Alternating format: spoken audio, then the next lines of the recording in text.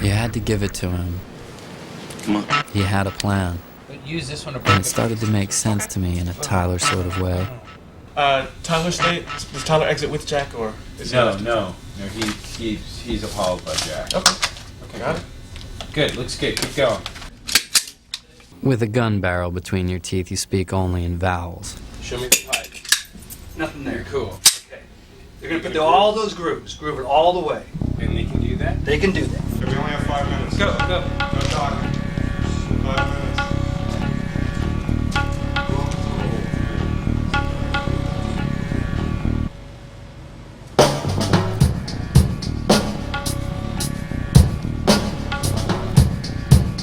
You're doing great.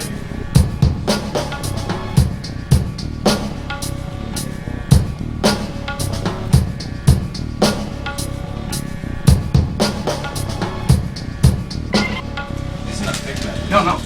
Here, I brought you this here to see. This is what I like. That's what you like? Here's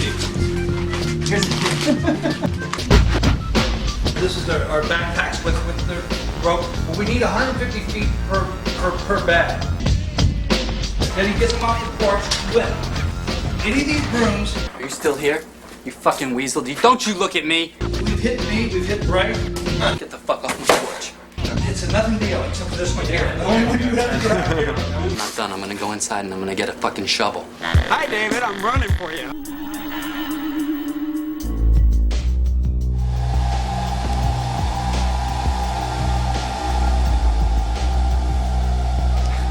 You can start sucking your cheeks in and squinting your eyes and kind of raising and lowering your eyebrows.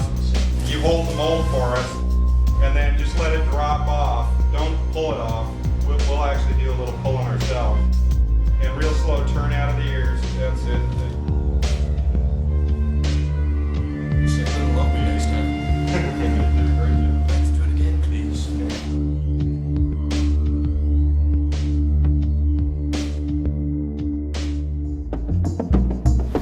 Are you running?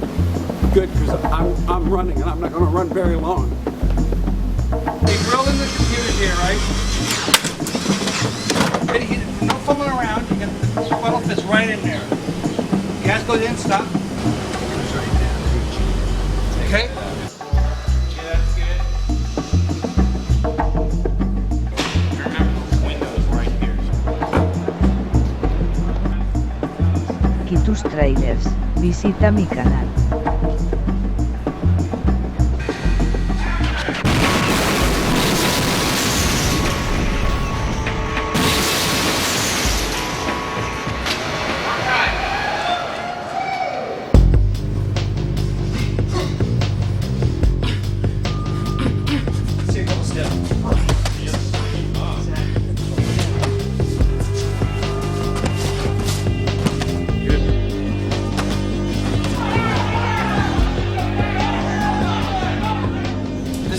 This is a movie stuff. That's fine. I mean, as sloppy as it can be getting into that position. Let's just free for all. I'll end up there. Okay.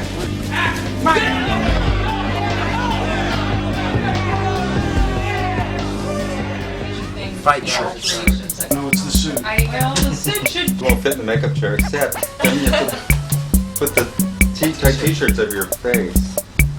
Now that's a look. I like that, Bob. Fast. It's not. We need to have time to put our thing on here.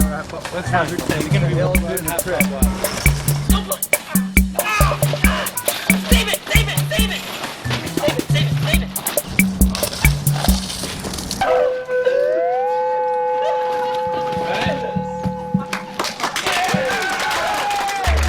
You see how it hung? My jism hung. Fantastic.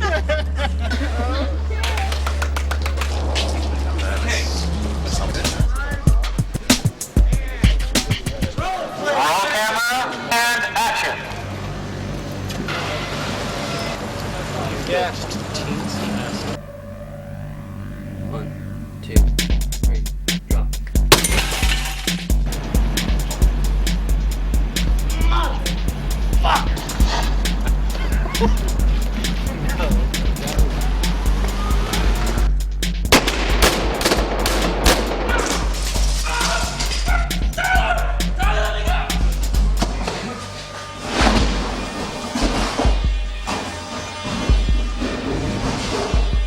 We need to do this again sometime. Photogrammetry. That technique kind of gets you into all the different, if you will, Jack's POV shots. The condo stuff, the flying around inside the bomb, the out the window and down into the street through the van. All that stuff is all done the same way. The craziest one was flying down the side of the building where we went into this derelict building right next, on Figueroa. And we had to go to all the different floors and hang his camera out there. And he hadn't really realized that we were going to do this. And Michael was really being careful about how he got his camera on the end of the boom, and I just sort of like strapped it on and started doing it. So because I was the one person he couldn't sort of slow down, and I would just like poke it out there because we only had like 2 hours inside this building before they kicked us out. The cool thing about that technique, of course, is that you do get those images. You get all those cool things you can get out of a still camera that you can't get out of a motion picture camera. And then you get all the flexibility of CG, where you can leap out a building and pop through the street and, do all these cool things. The technique that Boof used is a little bit of a variation on the basic theme of image-based modeling and rendering. The first part of which is known as photogrammetry in map making, so it tends to pop up as photogrammetry.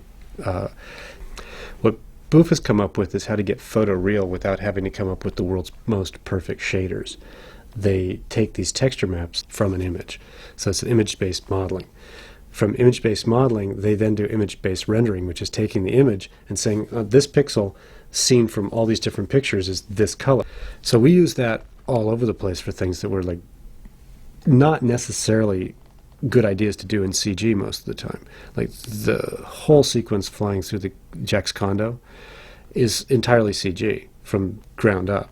But we spent 4 days in Jack's condo with a still photographer and a Nikon getting very close to everything we'd fly by and taking still images of it so that we could very carefully map all that back on. And then, of course, when they finally built it all, Boof had to then ray trace reflections for all the shiny things, because part of the reason we did it this way is David wanted to have this big shiny tea kettle that we could fly right up to and not see a camera reflection in it.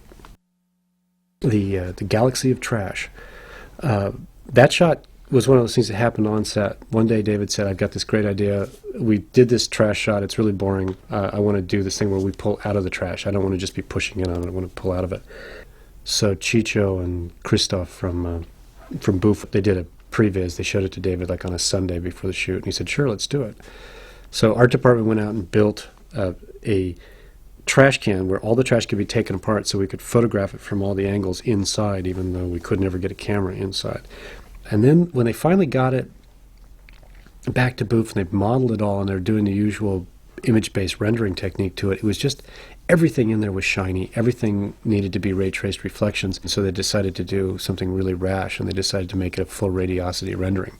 An average frame on that took like a day to render almost. I think it took like an 8-hour day to render a frame. So after the first time that David liked it and started tweaking it, it was kind of like, you want to tweak it? And it was like, well, you have like one more chance before the movie comes out because it takes us like 3 weeks to render this thing. Basically, David puts a pseudo commercial into every one of his films that I've worked on so far. And so in the script, Ed refers to a nesting instinct, and so he basically we put together a pseudo commercial for a chain Scandinavian furniture store that the art department dubbed Fernie. Previs was pretty simple on this one, and we started by showing a path through the room that we would do, and it was actually more complicated than what we ended up with, and it kind of gave the editor something to sort of look at in the early stages of the cut. So we put together this funny kind of ad, and it sounds really simple, but it turned out to be quite a logistical nightmare on one level or another, because as simple as an idea as it is, we didn't really map it out so that it could be pixelated and shot in camera, which would have taken days. We tried to do it in a couple of hours at the end of a day, and so we carefully went through. And the biggest problem turned out to be the lighting. Like if you took a light out of a room, we had determined that we'd turn a light off and then we'd make it go away. But when you turn off a light, that affects all the stuff around it. You take a couch out of the room, its radiosity affects everything around it. You know, it's a big deal in CG these days talking about radiosity, but if you put a couch in a room that's green next to a white carpet, the carpet's not white, it's green because it's reflecting the light of the couch. And so you have to decide which carpet are you using in the shot. Obviously, once the couch is gone, it needs to be white, and when it's there, it needs to be green. But it's not that simple because the couch has half a dozen pillows on it, and there's things in front of the couch, and the couch affects some of those but not other things. And so it got to be quite a tricky bit of deciding and sort of cutting mats to carefully massage how the floor changed. And that got to be the big deal. Turning on and off lights was easy, but dealing with simple radiosity turned out to be the big mess because we wanted to do all these things like take each individual CD out and do tiny little things like that. So all the CDs stack up one at a time, and the couch comes off pillow by pillow. It doesn't just pop off. And then as we got into it, we discovered that the signs didn't work very well, so they had to be done in CG. They couldn't just be flat in a world that was shot with a short lens. They had to be sort of warped so they fit into that world.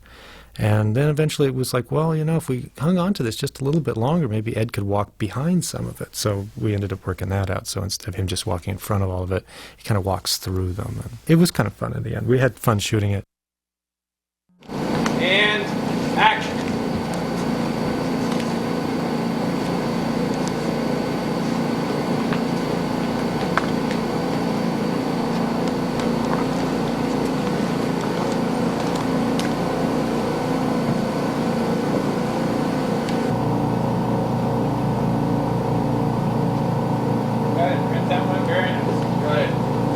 First step, just slowing you up a little too much. Just look down to the bar.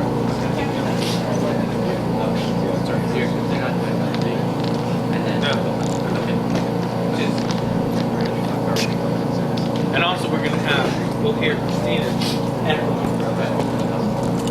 Step forward into your cave. That's right.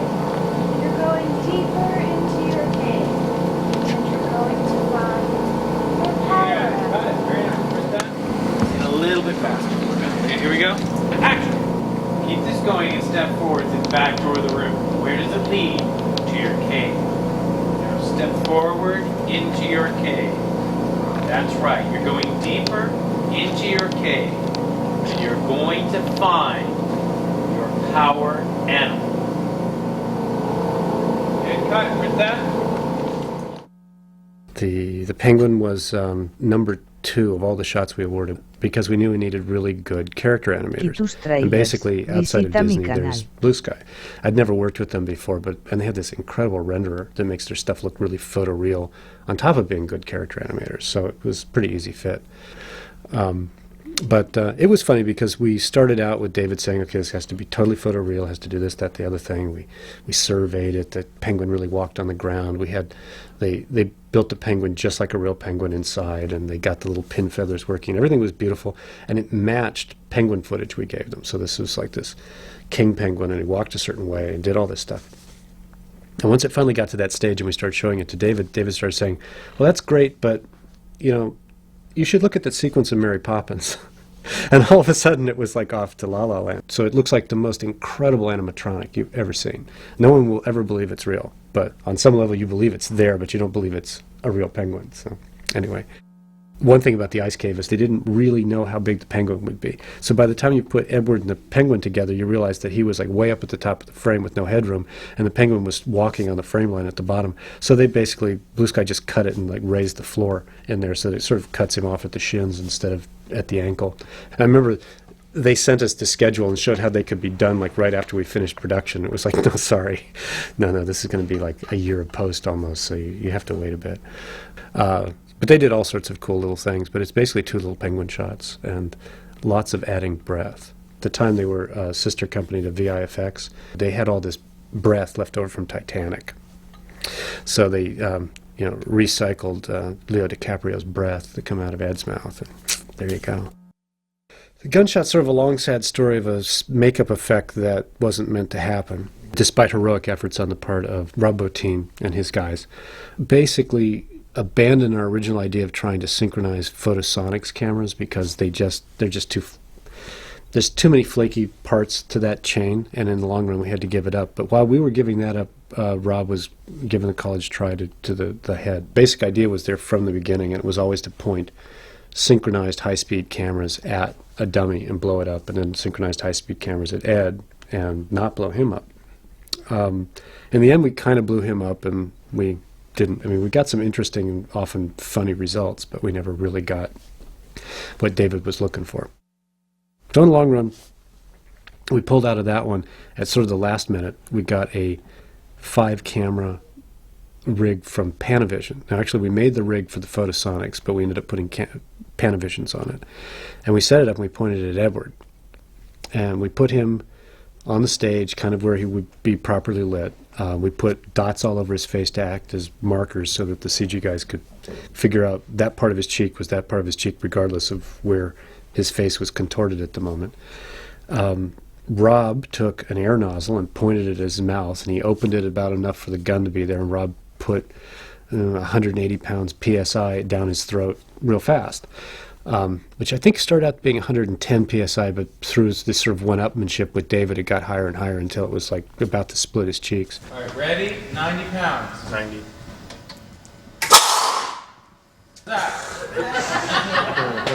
All right. That's gotta be 150. 150. 150? You'd be dazzling. And then he would snap his head back as fast as he could, and sweat would fly off, and it looked really horrible. We then took, and we did try to shoot Rob's head with that rig. In the long run, the only thing I think that actually ended up in the final movie was dropping this bolt into a can of Methicil in front of the 5 cameras, and that splooge flew up in the frame and looked really cool. I think that's what's coming out of his mouth. The rest of it was all treated somewhat the same way as the photogrammetry techniques, because you took those 5 angles and you could make a CG head out of them. If you took any single set of 5 images, there was a CG head. They had to speed him up because he didn't snap his head back fast enough. Probably a good idea he didn't try. Blew his cheeks out even bigger. The smoke is all CG coming out of his nose, and there's a little bit of flame coming out of his nose for just like a frame. We originally decided it was like at 360 frames a second or something like that. You'd never see a bullet at that speed. But then David decided he wanted to see a bullet, and so at the very, very end of the entire process, David had a bullet sort of bounce off his jaw or something. I'm not exactly sure where it's coming from, but it's flying through the frame very quickly. It's a good one for the DVD audience. Kevin Haug. The buildings was the most classic example of total collaborative effort. So we ran around first to find all those buildings, then we pre-visited extensively until David liked exactly the timings that he saw and where the pyro would go off and how all that happened. And then we took those particular angles and we went back out with Richard Lund and his 8x10 camera and shot 45-minute exposures through tinted glass. You know, every one of these buildings in all of its living color, and that is what made up the translite. Doc Bailey. I'd never built anything for a translite. I barely even knew what one was. It was frame 1 of the animation sequence. Basically, it meant that the whole scene had to be designed first in order for me to just produce this one pair of pictures for the translite. And so I had to work backwards in a way. I had to make sure that all of the decisions that I was making and that David was making in the design of the translite would satisfy the requirements for the animation and vice versa. All of that had to happen before we got the models even to where Doc started disassembling them. He ultimately decided on the most tedious way of doing it. I mean, he'll describe it better than I can, but ultimately it's take a building, take it entirely apart, then take the parts of the building and break them even into smaller parts, and then put it all back together again and animate all those pieces. It looks really good and chaotic and it looks very real, but it's a massive undertaking to do. It's really slow. Well, it's kind of an odd situation to find yourself in this simulating a demolition that can be done using other techniques. I mean, the standard technique for this is for a bunch of boys to get together and build these models and take them out into the desert and make a big mess, you know. We did a little bit of that in order to get the fire, to get the pyro bursts, and John Sturber did really a wonderful job, and that was a real good move because it lent a level of realism to the shot. The rest of it was all synthetic wireframes that had been just blown to pieces with these really exquisite wallpaper textures of each building on top of them. And so I had these big-ass 6K by 8K files for each one of the buildings. It became really the blueprint for how the buildings were assembled and disassembled. Where I knew that if I made the wireframe directly from the photographs, that the underlying structure for each one of the photographs would precisely align itself with each of the elements. And when all of that was built, then I went about the business of shattering all of those. And in order to shatter all that stuff, I had to write with my assistant 2 new animation systems. And I arrived at the concept by working on the game with David a couple of years before, where I had a similar assignment, which was to crash a ceiling as the actor's falling through it. And that was a paltry 5,000 chunks of glass and some dust in that. What we were talking about on Fight Club was potentially 3 or 4 million pieces, so there was quite a leap. The original idea was that the way we were going to make sure that all those CG buildings looked good was that we were going to have grain from the foreground to put onto it, which meant that the reflections in the windows and everything had to be the real reflections from the room, and we were going to have real flash bulbs going off exactly timed perfectly to fit all of the flashes outside that needed to do lens flares. So all that was worked out, and we end up with one stumbling block. Both Ed and Helen are wearing black garments, and it needs to be against a black background. The theory was, okay, fine, we'll put a bright backlight on it, we'll get a little bit of an edge, and they can roto it. Unfortunately, what happened is that instead of standing right up against the glass where we could do this, they stood way back from the glass. Only her hair is lit. So in the long run, Gray had to hire a guy to cut her up in little pieces and sort of track them around. It was a horrible job. But in the long run, the reflections are real, the grain from the foreground is put back over the background, and it sort of kisses the whole thing together. Trust me. Everything's gonna be fine.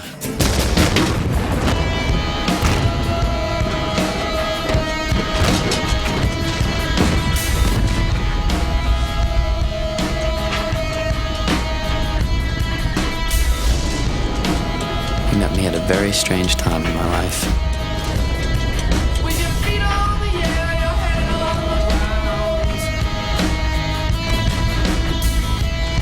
Try